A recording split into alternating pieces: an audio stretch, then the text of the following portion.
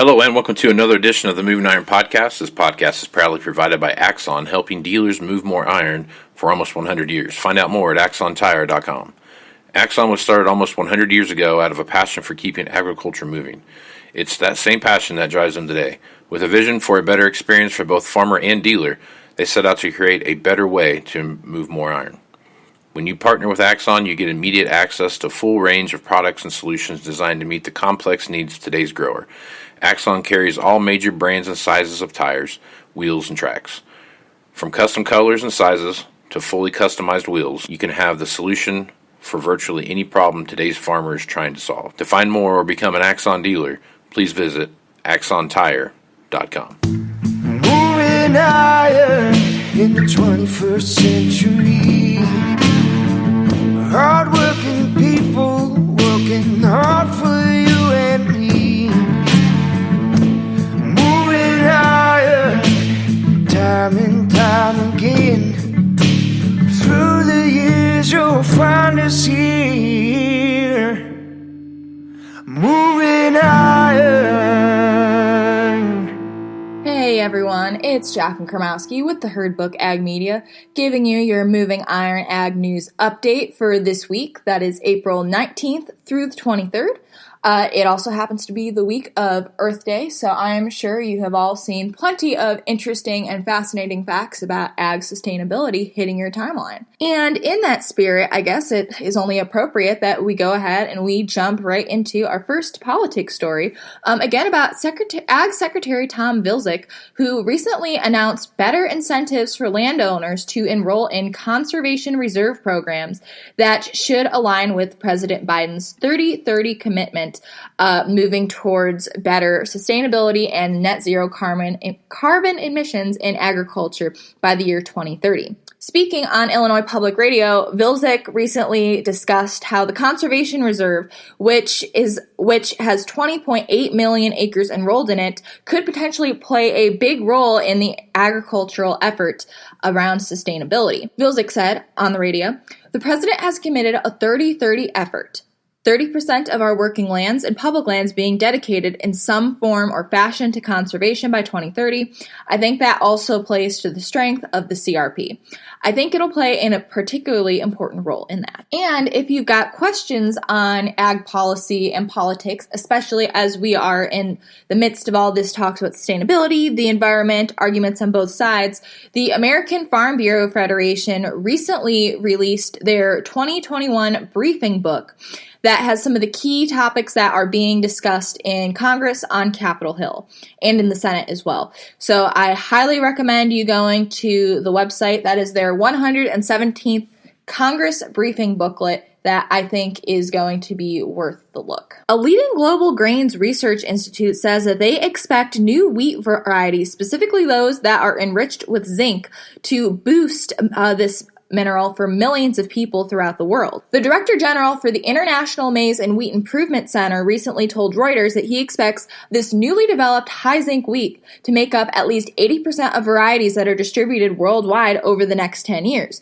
And currently that would be up from the 9% that this variety makes up. According to the Research Institute, this type of wheat boosts yields and livelihoods, and it could be a benefit to some of the world's poorest farmers as well as poorest nations. And interestingly, while we're talking about research, an Australia and German research team recently uncovered that some plants appear to have memories that help them better handle drought situations based on their past experiences.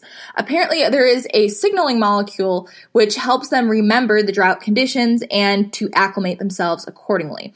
Based on this memory, the scientists say that these crops show that they could open their leaf pores more or less. I think that could be an interesting one to watch. All right, now moving on to our national news. You've heard me go on for a while about how commodities in general across the ag community has definitely been on the rise, and it's been a pretty good year for a lot of industries.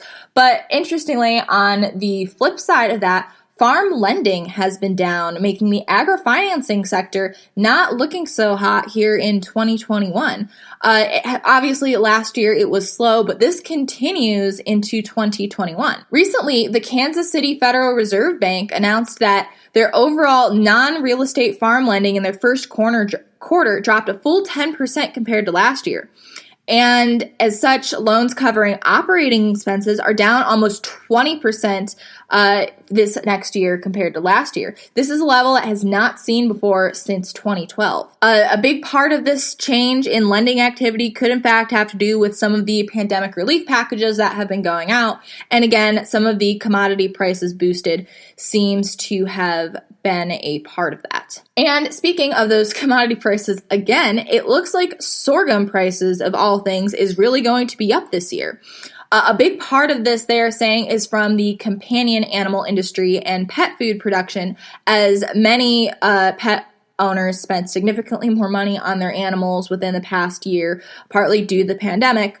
And there is an increasing demand for pet foods, and sorghum happens to be a key ingredient in that. Just last week, the U.S. exported a record number of 33.9 million bushels of sorghum last year, according to the USDA. The previous record for that was 32 million bushels, which was hit just August of last year. According to the national sorghum producers, they have said that new U.S. sorghum purchases from this point in marketing has reached 40 million bushels, which is another record and a 264% increase from 2014's record. So, if you have thought about getting into sorghum, now is probably as good a time as any to do that. As there are more cotton exports coming in and a lower supply, the price has gone up for this crop. The USDA projected ending stocks of cotton to be 3.9 million bales, which is down about 300,000.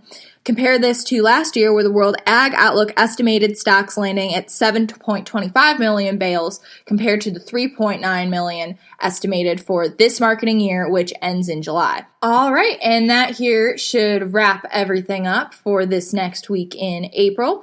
Hope you guys have a good weekend. This Ag News Update is brought to you by the Herd Book Ag Media, serving all your agribusiness writing, communication, and media needs. Find us on Facebook, LinkedIn, Twitter, or our company website, the-herdbook.com.